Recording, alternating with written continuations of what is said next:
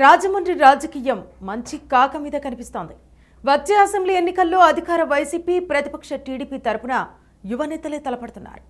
ఈ ఇద్దరిలో ఒకరు సిట్టింగ్ ఎంపీ మార్గాని భరత్ అధికార వైసీపీ అభ్యర్థి కాగా, టీడీపీ అభ్యర్థిగా సిట్టింగ్ ఎమ్మెల్యే ఆదిరెడ్డి భవానీ భర్త ఆదిరెడ్డి వాసు బరిలో నిలిచారు.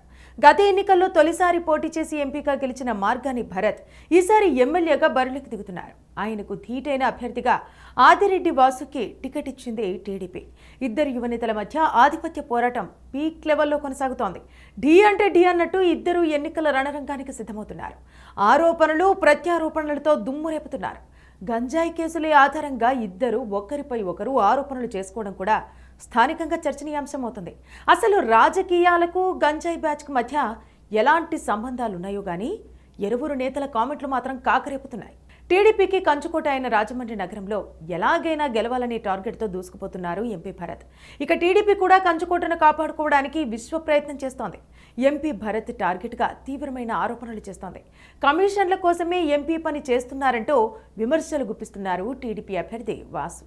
మొత్తానికి ఇద్దరు యువనేతల రాజకీయం రాజమండ్రిలో కొత్త సమీకరణాలకు తెరలేపుతోంది.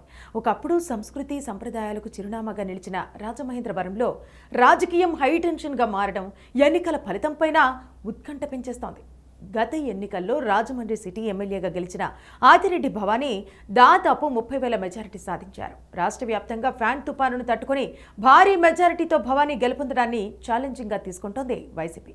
ఈసారి టీడీపీ కంచుకోటను బద్దలు కొట్టి నీలి జెండాను ఎగురవేయాలని ఉవ్విళ్లూరుతోంది. ఇక టీడీపీ కూడా భరత్ ఆరోపణలకు ధీటుగా సమాధానమిస్తోంది. ఇదే సమయంలో వైసీపీ అధికారంలోకి వచ్చిన తర్వాత ఆదిరెడ్డి కుటుంబాన్ని టార్గెట్ చేసి ఇబ్బందులు సృష్టించారనే విషయాన్ని ప్రజల్లోకి తీసుకెళ్తున్నారు. గత ఎన్నికల్లో ఇచ్చిన మెజారిటీకి రెట్టింపు ఇవ్వాలని కోరుతోంది. టీడీపీ అభ్యర్థి ఆదిరెడ్డి వాసు కుటుంబ నేపథ్యం కూడా రాజకీయంగా కలిసి వచ్చే పరిస్థితి కనిపిస్తోంది. ఎంపీ భరత్ అభివృద్ధి మంత్రం జపిస్తుంటే టీడీపీ కూడా తమ హయాంలో జరిగిన అభివృద్ధి పనులను గుర్తు చేస్తోంది. అటు గంజాయి, ఇటు అభివృద్ధి అంశాలే ఈ ఎన్నికల అజెండాను మార్చే పరిస్థితిగా కనిపిస్తోంది. ఇద్దరు యువ నాయకులు పోటాపోటీగా ప్రచారం చేస్తున్నారు. ఈసారి ఎన్నికల్లో పచ్చ జెండా ఎగురుతుందా లేదా ఫ్యాన్ గాలి వీస్తుందా అనేది వేచి చూడాలి. మరి అధికారం కట్టబెట్టేది శాసించడానికి కాదు, పాలించడానికి. 5 ఏళ్లకు ఒక్కసారి చేతికొచ్చే ఆయుధం అసమర్థుని ఆదుకోవడానికి కాదు, దమ్మున్న నేతల్ని ఎన్నుకోవడానికి. ప్రజాక్షేత్రంలో ఎంతటి ఘనుడైనా మట్టి కొరగొచ్చు, మట్టి మనుషులకు సైతం పట్టం కట్టొచ్చు. ఎవరిని సింహాసనం ఎక్కించాలో, ఎవరి మెడలు వంచాలో ప్రజలకు బాగా తెలుసు. ఇప్పుడు సమయం ఆసన్నమైంది.